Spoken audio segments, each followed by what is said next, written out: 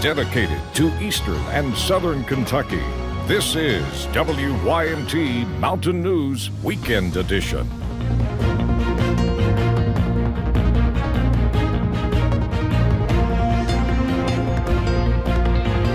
Good evening, I'm Macy Marie. It is less than 2 weeks before another potential government shutdown, and border security remains a sticking point in negotiations for a long-term deal. President Trump insists on getting funding for a border wall with or without the support of Congress. Errol Barnett has more.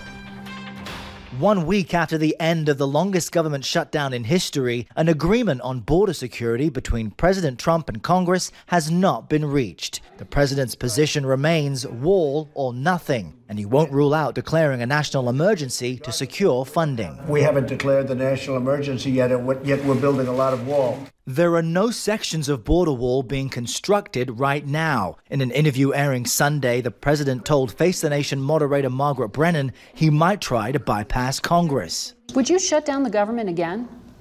Well, we're going to have to see what happens on February 15th. And you're not taking it off the table? Well, I don't take anything off the table. I don't like to take things off the table. A 17-member bipartisan conference committee is working to strike a deal over border security funding. President Trump called those negotiations a waste of time and took full aim at House Speaker Nancy Pelosi. Basically, she wants open borders. She doesn't mind human trafficking, or she wouldn't do this because, the traffickers... She offered you over $1 billion for border security. Excuse me? She offered over $1 billion for border security. She doesn't want the wall. She's costing the country hundreds of billions of dollars. Now, Speaker Pelosi's office responded, describing the president's position as reckless, saying the shutdown weakened border security. President Trump, meanwhile, is relaxing this weekend, spending time with Jack Nicklaus and Tiger Woods on Saturday and watching the Super Bowl on Sunday from Trump International Golf Course. Errol Barnett, CBS News, West Palm Beach, Florida.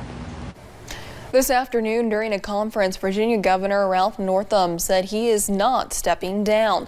He faces backlash following a racist picture in a medical school yearbook.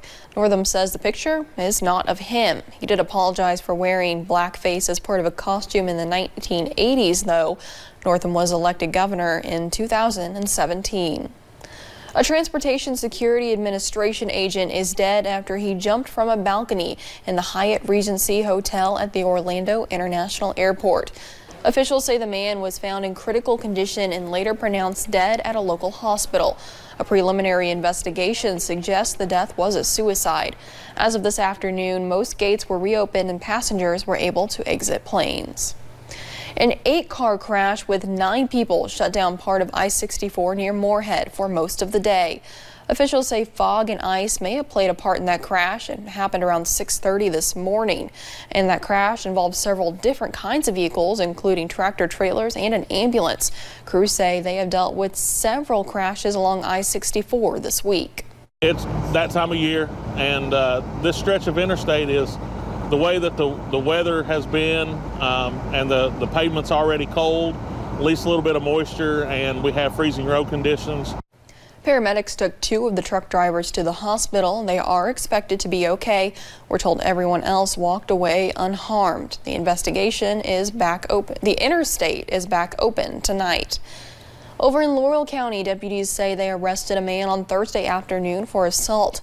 Deputies got a call saying a man was hitting a woman, shoving her, and placing his hands around her neck. Deputies made a traffic stop on the vehicle mentioned in the call and arrested Ronnie Vest.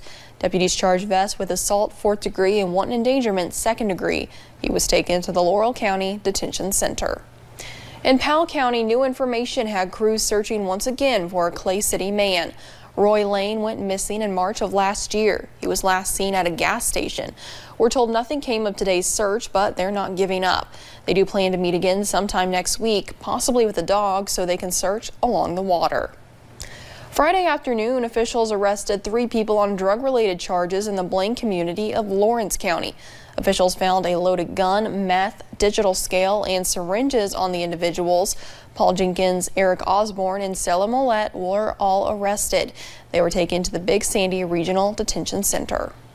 A water supply emergency has hazard homes and businesses alike cutting back on water usage. That includes Water Gap Car Wash. Mike North, the manager, says he never wants to turn away a customer, Though some have complained, he says most are understanding of the situation.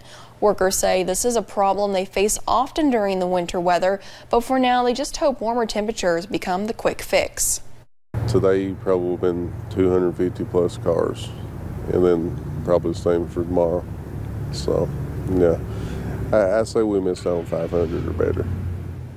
City officials hope the issue will be resolved by Tuesday. Until then, we'll keep you updated on the situation on WYMT.com and on air. The flu was upgraded to widespread across Tennessee. The Center for Disease Control states East Tennessee has a higher percentage of influenza-like illnesses compared to other regions in the state. Knoxville and Knox County report 11.8% of patients in clinics with the flu. That's the highest percentage in Tennessee. Over in Pike County, a man is looking for a kidney donor. He has O-type blood, which means he can only use a kidney from someone with the same type. WYMT's Marianne Fletcher sat down with him and his wife to learn more. Since high school, William Sloan knew he had a kidney problem. It's been a long struggle, but I'm thankful I'm still here. After William was diagnosed with Berger's disease, his cousin donated his kidney in 2002. Since then, things took a turn for the worse. Last year in April, his kidney failed, and he started back on dialysis.